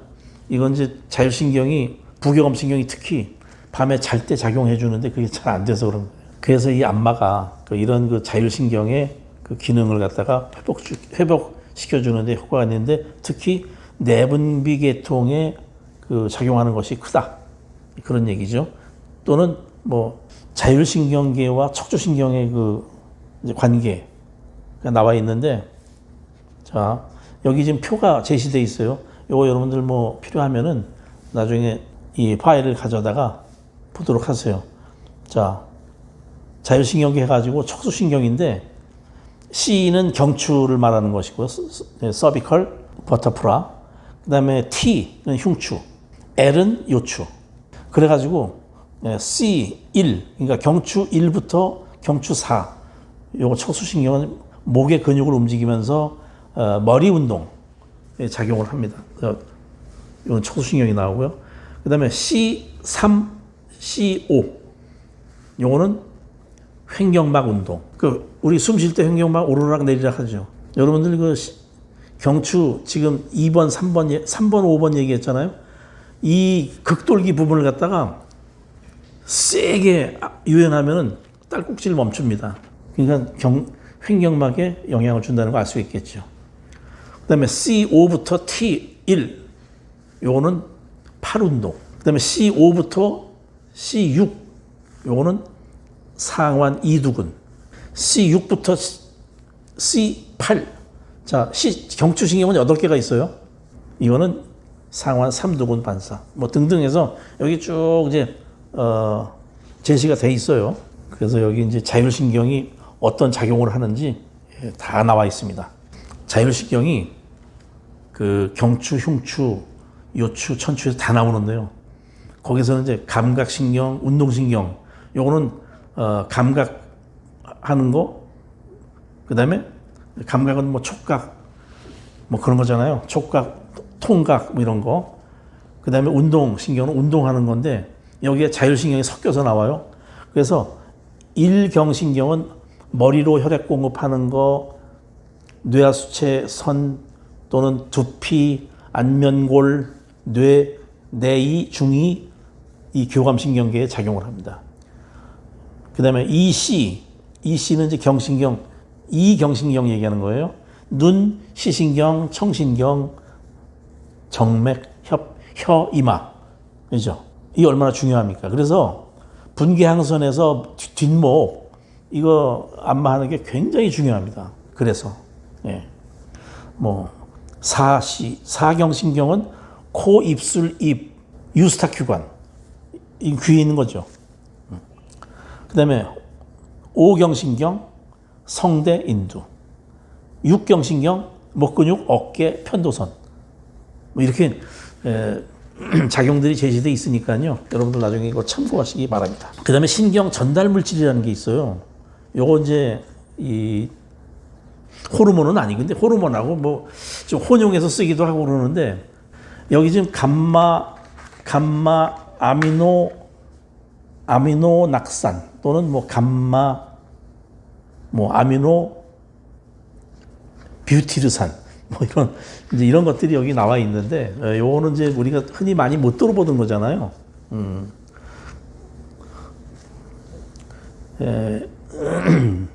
이거는 이제 어떤 작용을 하냐면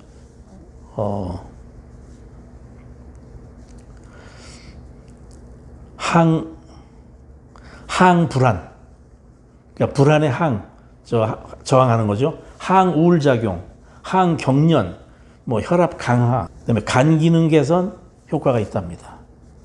그다음에 아세틸콜린, 이건 많이 들어봤을 것 같아요. 이거는 이제 근육에 연결되는 부분인데요. 이 아세틸콜린에 의해서 근육을 수축시켜주는, 특히 이제 심장 박동이나 그 수축을 감소시켜준다. 그래서 이제 뭐 심혈관 계통을 포함한 여러 신체 기관에 영향을 준대요. 네. 위의 연동 운동 또는 뭐 소화기의 수축 폭을 뭐 증가시켜준다든가 뭐 이런 작용에 이 아세틸콜린이 작용한다. 그다음에 이제 노르에피네프린, 이건 많이 들어봤을 것 같은데요. 자율신경 중에서 교감신경 전달 물질이라는 이런 것들이 안마를 하면 그 촉진된다는 얘기예요. 그래서 우리가 이 자율신경과 함께 분비되는 이 그 신경 전달 물질 이런 것들도 어느 정도는 알아두면 좋다. 그래서 여기다 제가 소개해놨습니다. 도파민 많이 들어봤죠? 대표적인 게 이 도파민이 부족하면 파킨슨병에 걸린다. 그러면 이제 안마가 파킨슨병을 치료할 수 있냐? 어쨌든 파킨슨병의 이 머리 두부 마사지 이걸 갖다가 잘 해주면은 그 도파민 분비에 어느 정도 효과가 있어요. 이 도파민은 또 조현병, 우리가 지금 그 정신분열로 여지껏 알고 있던 게 이제 조현병이라고 요즘 그러는데요. 거기에도 영향을 미치고 뭐 여러 가지 그 작용이 있습니다. 도파민. 여기 뭐 니코틴은 도파민을 활성화시켜서 그 쾌감을 느끼게 해준다. 뭐 이런 얘기도 나옵니다. 그런 내용도 제시가 돼 있네요. 이 도파민 부분이 아주 굉장히 활발하네. 제일 길게 나와 있는 거 보니까요. 이것도 나중에 여러분들 참고하시기 바랍니다. 도파민이 작용이 많네. 네, 중요한 거 몇 가지만 좀 자세하게 한번 해보죠. 도파민, 이거 이제 조금 전에 파킨슨의 그 도파민이 부족하면은 파킨슨을 일으킨다고 그랬는데, 이 도파민을 분비하는 곳이 그 뇌의 일부 구조에서 그 발견되는 뉴런에서 생성된다고 했는데요. 중추신경계 내에서 억제 작용을 하는 거로 보입니다. 도파민, 이건 이제 아드레날린이나 노르에프네프린의 전구체가 할 수가 있는데 의욕, 행복, 기억, 인지, 운동 조절 같은 그런 그 뇌의 다양한 기능하고 연관이 있는 것으로 나타나 있습니다. 그래서 아까 그 운동 조절 부분이 이 파킨슨을 일으키는 그런 원인이 되겠죠.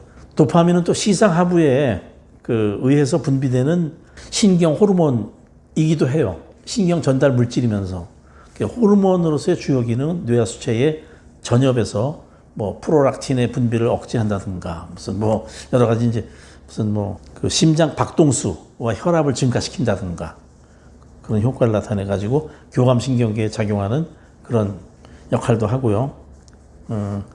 운동신경을 활성화하거나 비활성화하는 그런 역할. 그래서 근육이 안정적으로 움직일 수 있도록. 이거 이제 그 파킨슨하고 관계 있겠죠.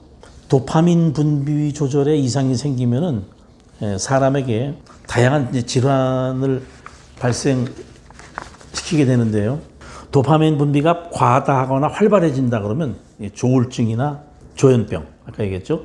정신분열 이렇게 된다.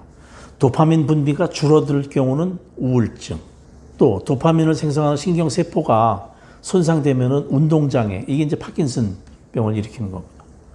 도파민은 쾌감, 즐거움에 관여하는 그 신호를 전달해가지고 인간에게 행복감을 느끼게 해주는 그런 역할도 합니다. 여러분들 그 단 거 먹으면 자꾸 먹고 싶어지죠, 단 거. 이게 도파민 분비를 촉진시키는 역할을 해요. 그래서 도파민 분비가 많아지면 의욕과 흥미를 느끼기 쉬워집니다. 어떤 일에 의욕 또는 흥미, 어떤 일을 아주 활발하게 막 추진하는 그런 역할을 하게 됩니다. 뭐 우리가 히틀러가 그 도파민이 많이 분비되는 사람 아니냐, 그런 얘기가 있었어요. 흡연으로 인해서 니코틴이 흡수되면 도파민을 활성화시키는 그런 역할을 합니다. 그래서 쾌감을 느끼게 해준다 그러는데, 요거 이제 뭐 흡연하는 사람들이나 알겠죠. 알코올이나 마약을 통해서 느끼는 환각, 쾌락, 이런 것도 도파민의 분비를 촉진시켜서 이루어지는 일입니다. 도파민은 카테콜아민 스트레스성 호르몬, 카테콜아민의 일종이라고 합니다. 자, 그 다음에 이제 세로토닌, 이것도 굉장히 중요한데요. 세로토닌이라는 거는 이제 혈소판에서 혈청 속으로 방출돼서 혈관을 수축시키는 그런 역할. 그래서 지혈작용을 돕는 물질이라 대표적인 건데, 요거 이제 뇌의 시상하부에서 그 분비되는 신경 전달 물질입니다. 세로토닌은 행복감을 느끼게 해주고요, 식욕을 떨어뜨리는 역할도 해준대요. 그래서 아마 다이어트에도 그 사용되는 걸로 알고 있고, 그다음에 기분, 뭐 체온 조절, 고통 인식, 수면 등에 영향을 준다 합니다. 그래서 이 잠 잘 못 자는 사람들한테 이 세로토닌을 처방하기도 합니다. 자, 그다음에 이제 멜라토닌이라는 건 여러분들 많이 들어봤을 텐데, 송과선이라고 하죠. 솔방울 뭐 샘이라고도 하고, 이 뇌 중앙에 있는 그 작은 내분비선인데, 여기서 멜라토닌이 나오는데요. 요거는 이제 우리 인체에 빛이 감지되면 사람을 갖다가 일깨우는, 각성시키는 그런 역할을 한다 그래요. 그래서 이제 각성 호르몬이라고도 하는데, 그래서 요즘 그 수면 부족 뭐 이런 사람들한테 이 멜라토닌을 갖다가 이제 예전에는 그 의사의 처방으로만 구입할 수가 있었는데, 뭐 우리나라 말고 서양에서는 다 이걸 그냥 일반 약국에서도 막 팔고 하니까 우리나라도 최근에 이게 이제 허가가 됐습니다. 처방 없이도 살 수 있게끔 일반 건강식품으로. 자, 멜라토닌은 낮보다 밤에 훨씬 많이 생성되는데, 그렇죠? 7세 이하의 어린이에게서는 훨씬 더 많이. 그러니까 어린아이들이 잠을 많이 자죠. 성인기에는 적게 만들어지고요.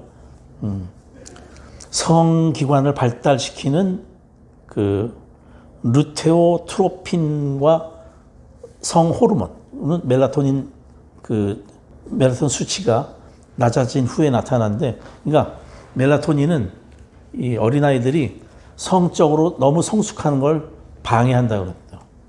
그러니까 그 어떤 아이들이 성적으로 너무 성숙한 경우는 멜라토닌이 부족하다, 그런 얘기입니다.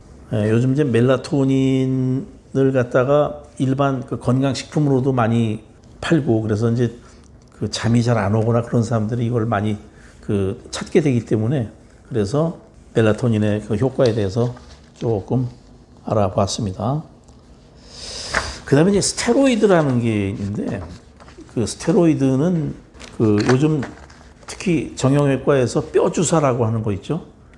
그게 스테로이드의 그 계통의 그런 약물인데, 그 주사를 뭐 관절이 아프거나 뭐 그러면 많이 이걸 씁니다. 근데 이 스테로이드가 들어가면 여기 지금 열 몇 가지의 그 스테로이드의 그 부작용을 갖다 제시해 놨는데, 요거는 한번 좀, 이 스테로이드가 원래 그 부신 그 피질 호르몬 코티졸, 거기서 이제 분비 그 작용이라고 돼 있는데, 분비하는 그 호르몬에 의해서 발생하는 건데 혈압 상승 또는 식욕 증가, 그다음에 세포의 그 변화가 막 얼굴이 다른 아이들보다 둥그렇게 달덩이처럼 된다고 그래가지고 또 복부에 살도 찌고 막 살이 찌다 보니까 막 살이 막 터요. 이게 스테로이드 그 부신 피질이 과잉됐을 때 나타나는 현상입니다. 위장장애, 불규칙한 월경 주기 뭐 이런 것들. 그러니까 스테로이드가 과했을 때 나타나는 현상들. 그다음에 백내장, 그다음에 골다공증, 그다음에 감염되기가 쉽습니다. 그다음에 피부 위축, 그다음에 혈관 확장증. 피부 혈관이 확장된 상태를 지속시키게 돼요. 그렇게 되면은 피부가 벌겋고 혈관이 육안으로 보이는 정도가 될 정도로. 이런 사람들은 코티졸, 부신에서 분비되는 코티졸이 지금 과잉으로 분비되고 있다고 보면 돼요.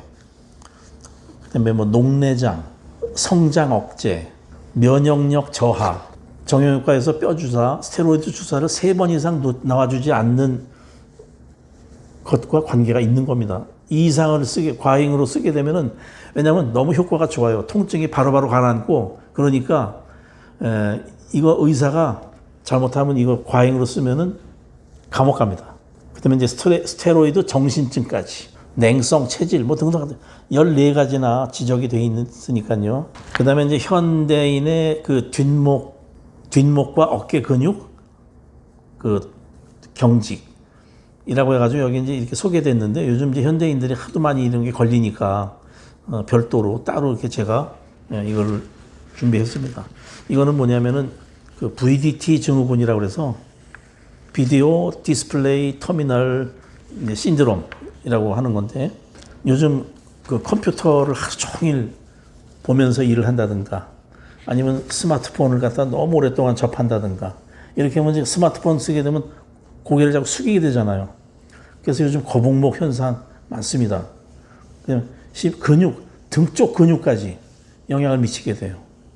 그러면 뭐 뒷목 뻐근하고 어깨 결리고, 그다음에 머리 흐릿하고, 나중엔 오후쯤 되면은 눈까지 이런 것들이 누적돼. 그러면 이제 만성 그런 VDT 증후군에 시달리게 되는데요. 이런 사람들한테는 안마가 최고다. 그리고 실제로 안마 받아본 사람들은 지속적으로 오게 되죠.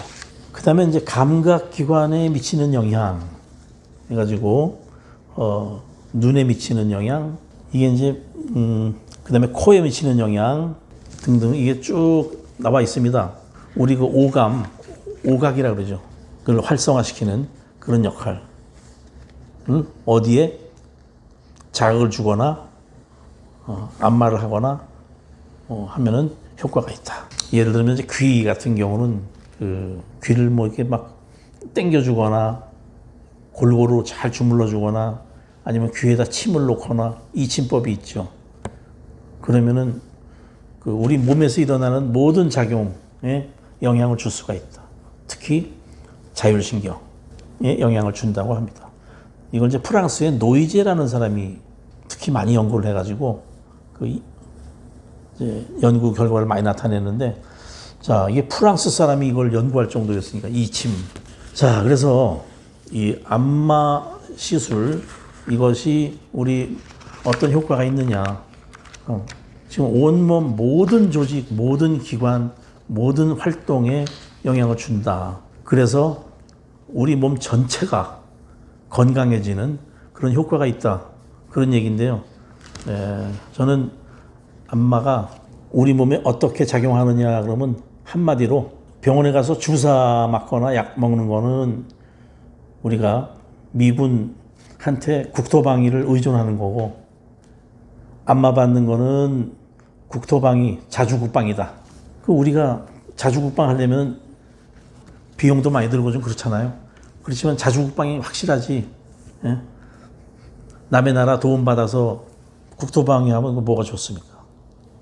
그렇게 얘기를 합니다. 그럼 다들 상당히 아주 공감들을 하고 그렇게 합니다. 시간이 너무 오래 갔기 때문에 제가 요 뒤에 무슨 뭐 유방에 미치는 영향이라든가 경락과 경혈에 미치는 영향 이런 것들은 굳이 뭐 장황하게 설명하지 않고 그냥 넘어가도록 하겠습니다. 여러분들 그 고객들을 상대로 우리가 전문가니까 이걸 토대로 해서 설명을 잘해서 그 계속 안마를 받거나 뭐 아주 변할 수 없는 그런 불변의 단골이 되거나 하는데 활용하기 바랍니다. 수고하셨습니다. 존경하는 경기지부 회원 여러분 안녕하십니까? 저는 대한안마사협회 경기지부 민원지원팀의 박학성입니다. 이렇게 음성으로 만나 뵙게 돼서 너무너무 반갑습니다. 이번에 회원 여러분께 말씀드릴 내용은 안마사로서 알고 계시면 도움이 되는 기초적 상식과 복지정책의 효율적 활용 방안에 대해서 간략하게 설명드리는 시간으로 마련하였습니다. 회원 여러분께 조금이나마 도움이 되었으면 좋겠습니다. 말씀드릴 내용은 요즘 우리 안마사님들이 대부분 안마원에 종사하고 계신 점을 고려하여 안마원의 운영이나 종사자로서 갖춰야 될 기초적 상식을 위주로 말씀드리겠고요. 복지정책의 효율적 활용 방안에 대해서는 대다수 많은 분들이 다 알고 계시리라 생각되는 부분은 되도록 생략을 했고요. 경기도에서 시행하는 내용과 그래도 꼭 알고 계시면 도움이 될 만한 내용으로 준비를 했습니다. 첫 번째, 안마원 관련된 말씀을 드리도록 하겠습니다. 안마 시술, 특히 바우처 안마 이용자를 대상으로 행하는 안마 시술은 피술자가 고령인 점과 미처 파악하기 힘든 근골격계 질환이 있을 가능성이 매우 높으므로 신중한 시술이 필요합니다. 특히 근골격계에서 늑골 손상이 많이 발생하고 있습니다. 안마 강도를 조절하실 때 조금 약하다 싶을 정도로 안마 시술을 행하는 것이 매우 중요하고요. 특히 어르신들은 피부에 지방층이 매우 얇은 분들이 많습니다. 파악법이나 이런 시술 행위를 할 때 혹시 피부 손상이 있을 수도 있으니까요. 이 점 유념하셔서 시술하시면 좋겠습니다. 침 시술에 있어 우리는 3호 침 이하의 침만을 사용해야 하는 점을 꼭 인식하고 이로 인해 발생할 수 있는 민원에 대처해야 합니다. 가급적 보건소의 정기 점검이나 민원에 의한 점검 시 침 시술 용품 등은 눈에 띄지 않도록 하는 것이 좋으며 침 시술에 별도의 요금을 청구하지 않는 것을 권고드립니다. 이는 침 시술이 기타 자극 요법에 해당하므로 별도의 요금을 받았을 시 문제의 소지가 있을 수 있으니까요. 이 점 꼭 유념해 주시면 감사하겠습니다. 만일 안마 시술에 의해 피술자에게 상해가 발생하였을 시 전문인 배상 책임 보험을 충분히 활용해야 합니다. 그러나 간혹 감당하기 힘든 경우가 발생하는 경우가 있습니다.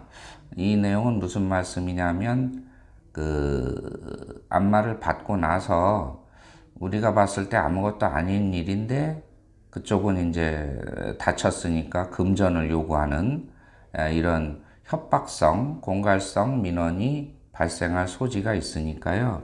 이런 경우를 겪으신 경우에는 반드시 협회 경기지부에 알려주셔서 같이 해결 방안을 강구할 수 있도록 협회에 꼭 알려주실 것을 당부드립니다. 전문인 배상 책임보험은 최소한의 안전장치다 생각하시고 반드시 가입할 수 있도록 신경을 써 주시면 좋겠습니다. 1년에 소멸성으로 지금은 아마 8만원, 9만원 선 하는 걸로 알고 있는데요. 롯데보험에서 취급하고 있으니까요. 꼭 가입을 권고드리고요. 가입 절차에 궁금하신 점 있으면 경기지부로 연락 주시면 상세히 설명드리도록 하겠습니다. 다음은 자영업자 고용보험에 대하여 설명드리도록 하겠습니다. 고용인 50인 미만 사업자, 만 65세 미만 사업자로서 연 매출 10억 원 이하이며 2년 이내에 실업급여 수령이 이력이 없는 자가 가입 대상입니다. 가입자가 소득 금액을 임의로 선택하여 차등 납부할 수 있으며 대부분 1에서 2등급을 선호하는 추세입니다. 1, 2등급은 국가가 80%를 지원하며 지급 요건에 해당될 경우 최소 90여만 원을 4에서 7개월간 지급받습니다. 보험금 급여 지급 요건은 6개월간 적자가 지속되거나 매출 감소, 질병, 부상 등에 해당하는 사업자를 대상으로 보험료가 지급됩니다.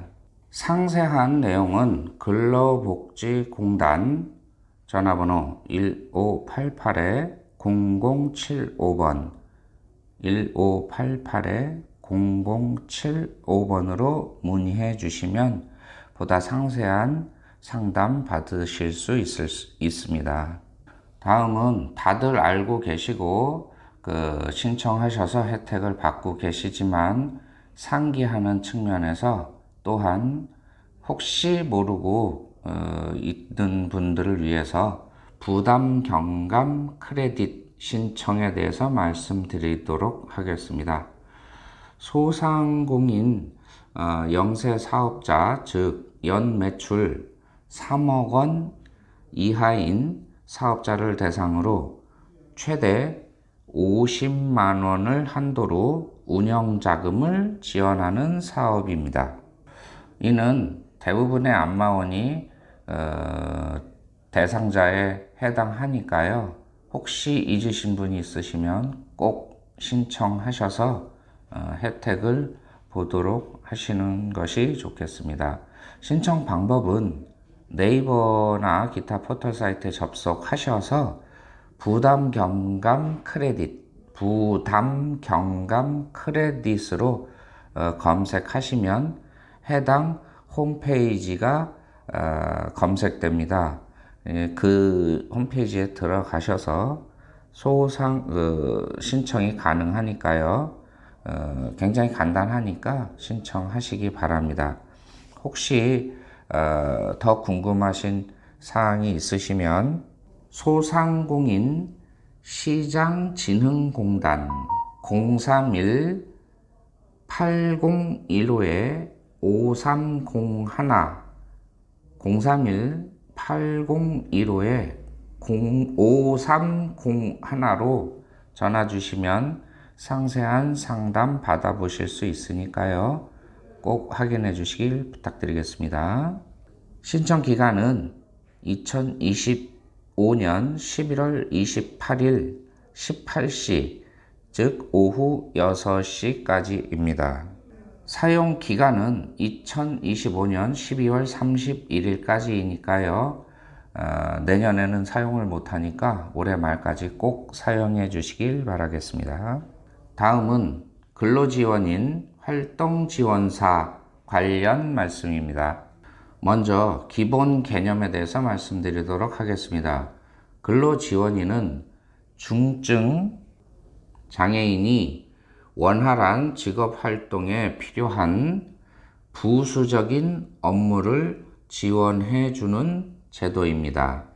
교사나 안마사 등이 우리 시각장애인에게는 주로 해당되는 근로지원인 혜택입니다. 사무 업무도 일부 포함되고 있습니다. 활동지원사는 중증 장애인이 일상생활을 원활하게 수행할 수 있도록 지원하는 제도로서 가사나 사회활동을 주로 지원받는 제도입니다. 먼저 근로지원인 활용에 따른 유의점입니다. 근로지원인과의 인간적인 유대감 형성이 필요합니다. 근로지원인과 계약 해지나 마찰 등으로 인해 민원이 발생하면 해결책 찾기가 매우 어려운 것이 현실입니다. 그렇기 때문에 근로지원인하고의 유대감을 잘 형성하셔서 계약 해지나 서로 마음이 안 맞아서 다른 근로지원인으로 교체 시에 발생할 수 있는 민원을 최소화할 수 있습니다. 근로계약서 작성 시 세밀한 주의가 필요합니다.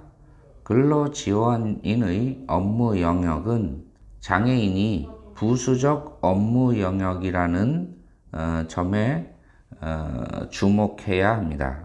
되도록 다양한 부수적 업무를 계약서에 기재할 것을 권고드립니다.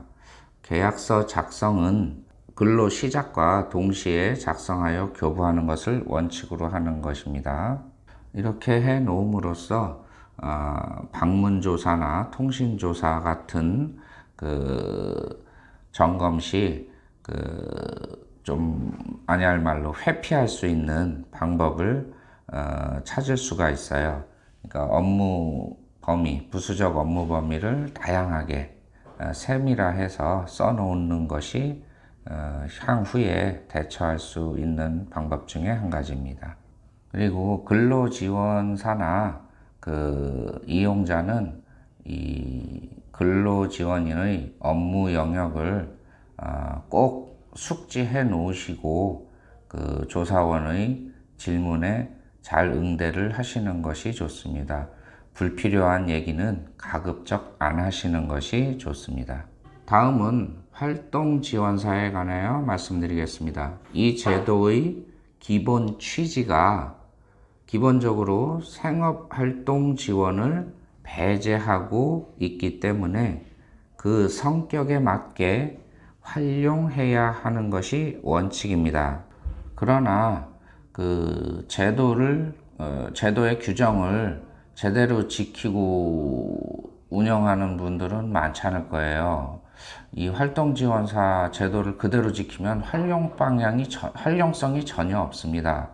이 현실과 제도의 차이점을 우리는 항상 명심하시고 현실과 제도의 경계를 잘 정리하셔서 숙지하고 대처하셔야 되는 것이 지금의 현실입니다. 안타깝게도요.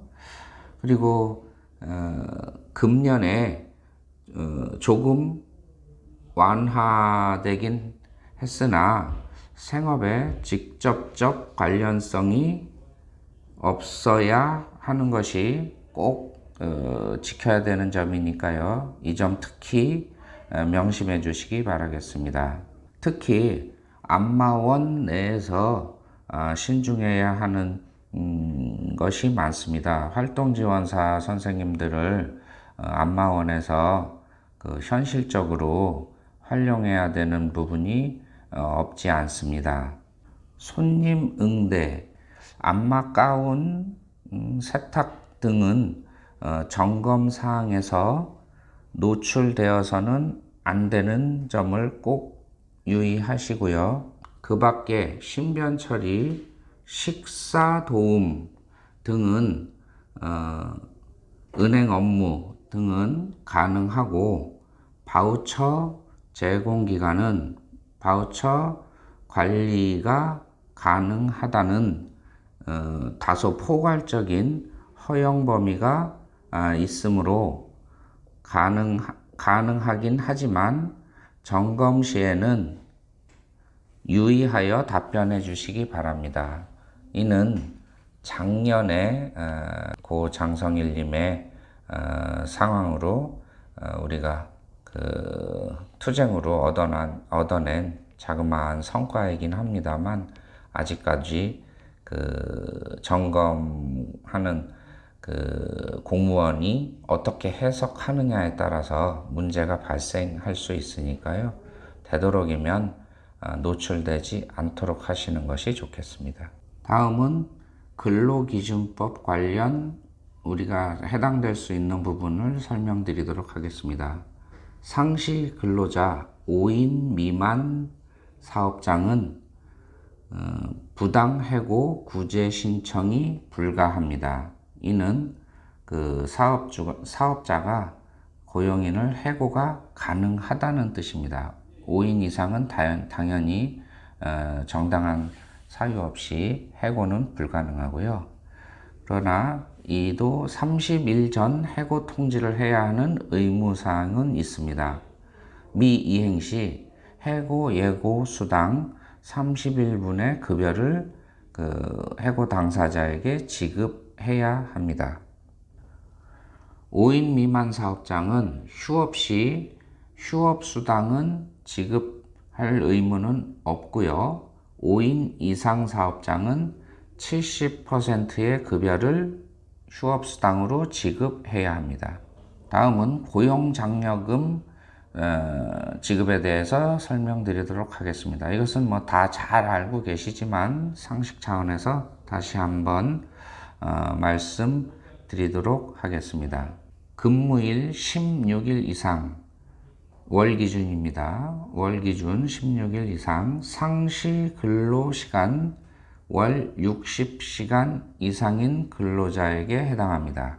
고용장려금은 고용 의무율 초과 인원에 해당되는 근로자에게 고용장려금이 지급되고요. 안마원은 이 한 명을 뺀 나머지는 해당된다고 보시면 무방합니다. 고용인 한 명을 마이너스하고 그 다음부터 고용장려금 지급이 수령이 가능합니다.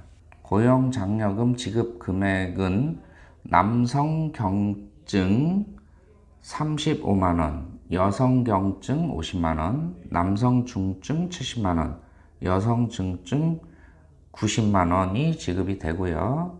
소급 적용 기간은 3년입니다. 3년 이내에 지급 요청을 하시면 지급받을 수 있으니까요. 혹시 잊으셨다면 3년 이내에 꼭 관련 서류 첨부하셔서 지급 요청을 하시면 되겠습니다. 다음은 장애인 복지 정책에 대해서 알아보도록 하겠습니다.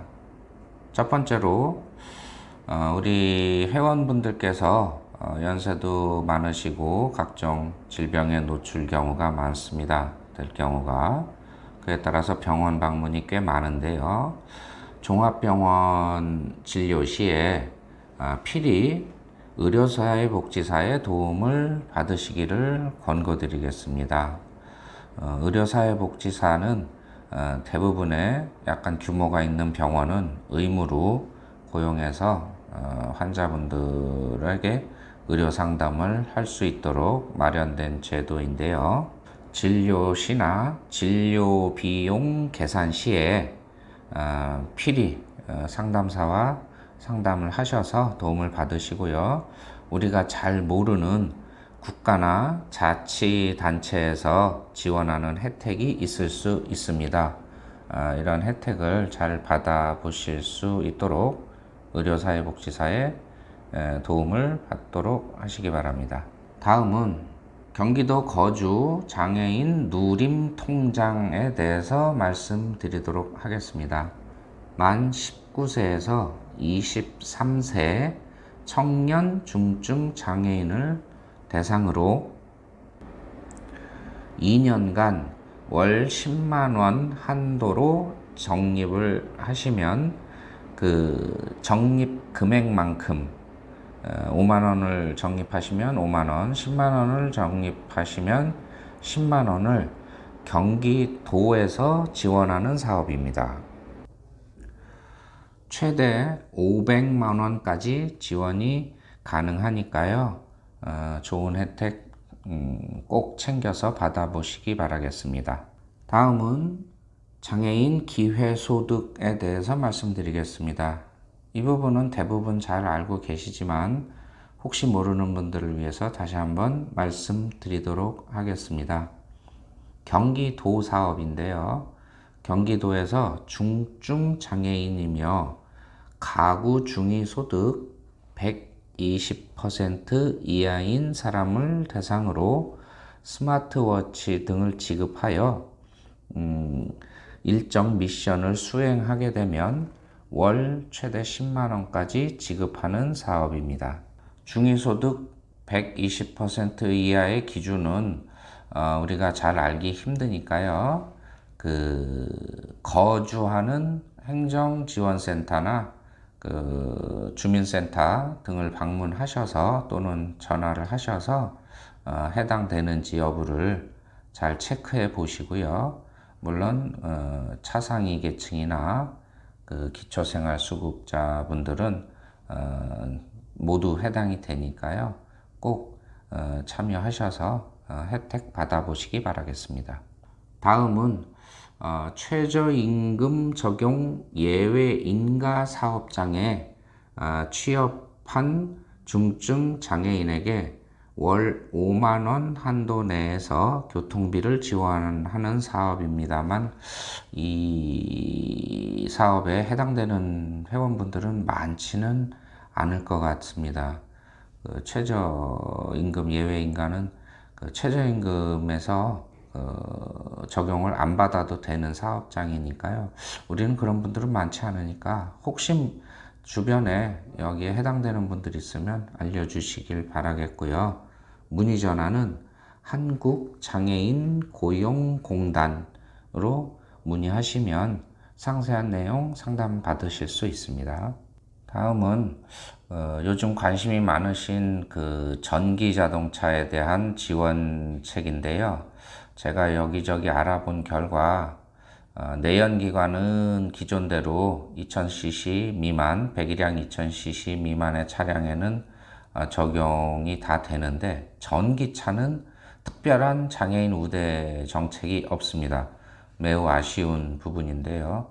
앞으로도 이런 전기차의 보급이 확대되는 측면에서 볼 때 장애인에 대한 우대 정책이 반드시 마련돼야 될 것 같습니다. 다음은 개인 예산제에 대해서 간략하게 설명을 드리도록 하겠습니다. 개인 예산제란 장애인 개인의 욕구를 최대한 효율적으로 반영하여 지원함으로써 획일적 복지 정책에서 벗어나 개인의 특성에 맞는 복지 서비스를 스스로 선택하여 구매하는 방식을 뜻합니다. 2025년 올해까지 신청자를 선정하여 시범 사업으로 진행하고 있습니다. 이 제도가 점진적으로 확대할 예정임에 따라 우리 삶에 큰 변화가 예상이 됩니다. 앞으로는 개인 예산제가 저희 일상생활에 크게 자리 잡게 될지도 모르는 상황에서 개인 예산제의 개념을 잘 인식하셔서 우리에게 장점과 단점이 무엇인지 각자 생각하는 시간이 됐으면 좋겠습니다. 현재는 활동급여를 그 재원으로 삼고 있습니다. 활동 지원을 받는 금액이 있죠. 활동급여에서 10에서 20%를 차감해서 장애인 스스로 활용 계획서를 작성하여 활용할 수 있게 만드는 제도인데요. 활동급여에서 돈을 10에서 20%의 금액을 빼가지고 이 시범 사업을 하고 있기 때문에 그 활동 지원의 총액은 똑같습니다. 예를 들어서 100시간의 활동 지원을 받고 계신 분이 계시다면 만약에 10%를 그 개인 예산제를 활용하고 싶다면 그 10시간 분의 금액을 빼서 개인 예산제로 활용을 하고 활동 지원 시간은 90시간으로 줄게 되는 거죠. 그래서 그 지금 시범 사업이긴 하지만 향후에 걱정되는 부분은 이 활동 지원 급여가 이 재원으로 대치되지 않을까 하는 걱정입니다. 개인 예산제 활용 범위를 간략하게 살펴보면 장애로 인한 보장구를 구매한다든지 장애를 보완하기 위한 서비스를 구매한다든지 취업 목적의 교육 활동, 자기개발, 여가 취미 활동 등에 사용할 수 있습니다. 다만 술, 담배, 복권 등이나 불법적 서비스, 생활용품, 생필품 등의 구매는 현재로서는 제한되고 있는 걸로 알고 있습니다. 향후에 이런 부분은 술, 담배 빼고요. 생활 필수품이나 이런 거는 좀 허용이 될 것으로 기대를 하고 또 돼야만 한다고 생각을 하겠습니다. 이 제도는 북유럽 국가들 중심으로 활발하게 정책으로 입안돼서 수행되고 있는데 개인 예산을 활용하는 범위가 굉장히 다양하고 넓습니다. 우리나라도 개인 예산제를 도입하게 된다면 그 적용의 범위가 총 금액 못지않게 중요하다고 생각합니다. 이 제도는 복지 정책의 유연성을 확보하여 공급자, 즉 정책 입안자의 편의에서 벗어나 이용자, 즉 장애인 개인이 결정권을 존중한다는 점에서 바람직하다고 생각합니다만 그 재원을 활동 지원 급여에서 차감하여 마련하는 것으로 급여의 총량은 앞에서 말씀드린 바와 같이 똑같고요. 자칫 국가가 장애인의 복지 정책에서 한 걸음 물러나 있게 되어 복지 정책 우선순위에서 장애인이 소외되지 않는지가 의문점으로 남습니다. 따라서 우리 시각장애인은 복지 정책의 변화에 깊은 관심을 가지고 합심하여 우리의 권리를 지키고 다른 유형의 장애인에 비교해 상대적 차별이 없도록 주시해야 할 것입니다. 위와 같이 언급한 거의 모든 복지 정책은 스스로 확인하고 요구해야만 하는 것이 우리의 현실입니다. 어려운 말로 우리나라는 신청주의를 채택하고 있기 때문입니다. 따라서 법 위에 잠자는 자는 법으로부터 보호받지 못하듯이 복지 혜택 위에 잠자는 자는 혜택을 받을 수 없다는 점을 명심하시고 늘 깨어 있어야 한다는 것이 우리의 현실입니다. 이상 부실한 내용이나마 회원 여러분께 겨자씨만한 도움이라도 되었는지 모르겠습니다. 항상 건강하시고 자신감 넘치는 시각장애인 안마사가 됩시다. 우리 23기 안인영 경기지부는 회원 여러분의 풍요롭고 행복한 삶을 일구어 가는데 진심을 다하는 동반자가 되겠습니다. 감사합니다.